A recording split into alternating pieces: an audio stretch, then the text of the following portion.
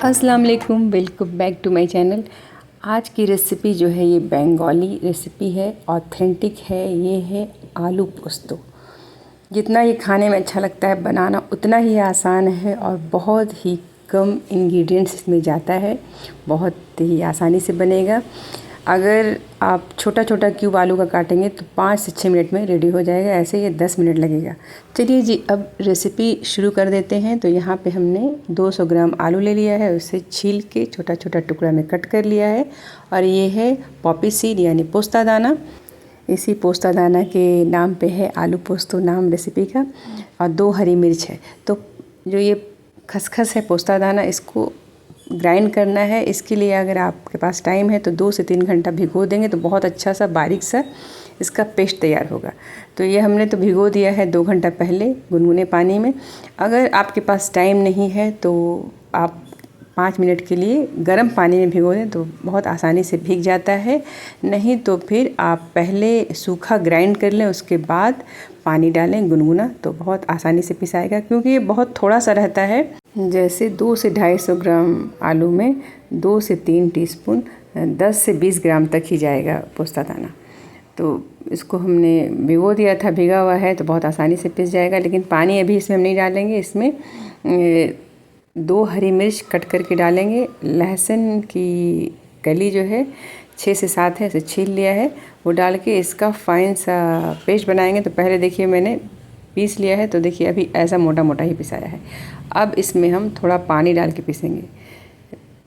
ये भी बारीक बिल्कुल नहीं हुआ है तो थोड़ा सा गुनगुना पानी, अगर जैसे आपने नहीं भिगोया है तो गुनगुना पानी डाल के भी पीसेंगे तो पिसा जाएगा। लेकिन पहले सूखा पीस लेना है बिना पानी के।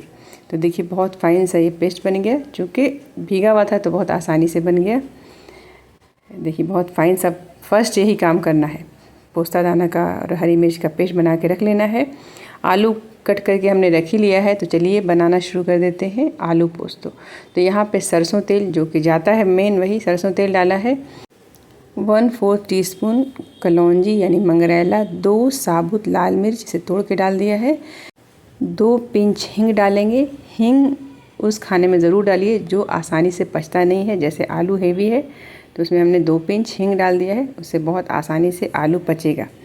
अब यहाँ पे मिर्ची एकदम अच्छे से लाल हो गई है तो हम इसमें डाल दे रहे हैं कटा हुआ आलू। डाल करके इसको पानी अभी नहीं डालना है, ऐसे तेल में ही फ्राई करना है। इसमें हल्दी पाउडर डाल दीजिए 1/2 टीस्पून के करीब, और नमक एज अ टेस्ट 1/2 टीस्पून, और डाल के इसे अच्छी तरह से पहले मिक्स कर लेंगे ताकि हल्दी नमक अच्छे से आलू में लग जाए।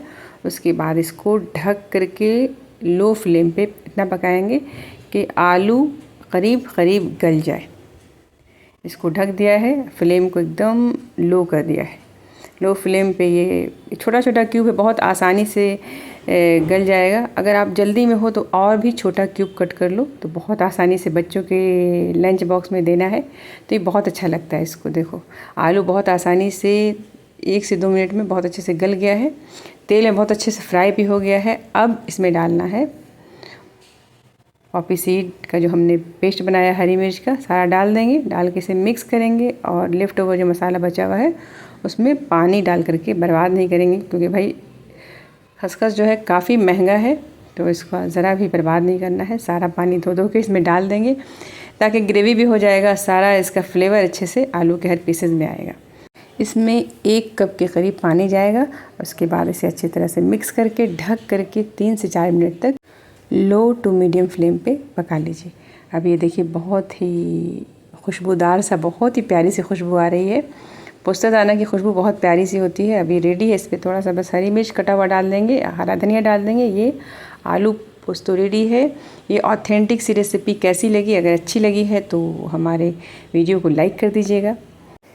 चैनल को हमारे अब तक सब्सक्राइब नहीं किया है तो चैनल को सब्सक्राइब कर दीजिए, साथ में बेल आइकन भी क्लिक कर दीजिए। ज़्यादा से ज़्यादा इस वीडियो को शेयर कीजिए। अगर आपको पसंद है ये रेसिपी तो ज़्यादा से ज़्यादा शेयर कीजिए। ये सब्ज़ी आलू पोस्तो की जो है, इसको आप दाल चावल के साथ खा सकते हो, पराठे के साथ खा सकते हो, चपाती के साथ खा सकते हो, पूरी के साथ खा सकते हो, बच्चों के हस्बैंड के लंच बॉक्स में दे सकते हो। तो बहुत ही अच्छी रेसिपी और बहुत आसानी से बनती है। तो खूब सारा अपना ख्याल रखिए। अल्लाह हाफिज़।